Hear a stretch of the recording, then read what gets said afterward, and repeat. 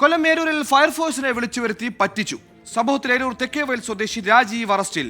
സുഹൃത്ത് കിണറ്റിൽ വീണെന്ന് പറഞ്ഞാണ് ഫയർഫോഴ്സിനെ വിളിച്ചു വരുത്തിയത്.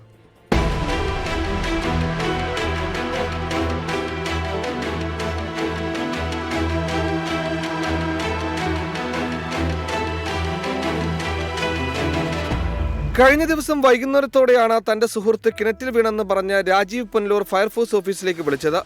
പിന്നാലെ ഫയർഫോഴ്സ് സംഘം പുനലൂരിൽ നിന്ന് ഏരൂരിലെത്തി. ഫയർഫോഴ്സ് സംഘം നാട്ടുകാരുടെ വിവരം തിരക്കിയതോടെയാണ് വ്യാജ സന്ദേശമാണ് തങ്ങൾക്ക് ലഭിച്ചതെന്ന് മനസ്സിലായത്. തുടർന്ന് ഫയർഫോഴ്സ് ഉദ്യോഗസ്ഥർ വ്യാജ സന്ദേശം നൽകിയ ആൾക്കെതിരെ ഏരൂർ പോലീസിൽ പരാതി നൽകി.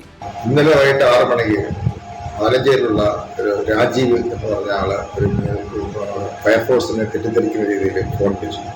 ഇവിടെ കിണറ്റിലൊരാൾ വീണിട്ടുണ്ട്, എത്രയും പെട്ടെന്ന് എത്രമാണ്.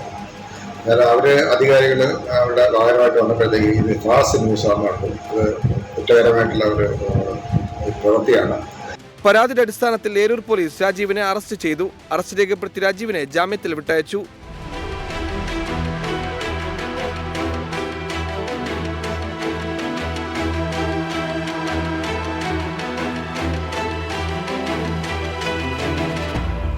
കൊല്ലം.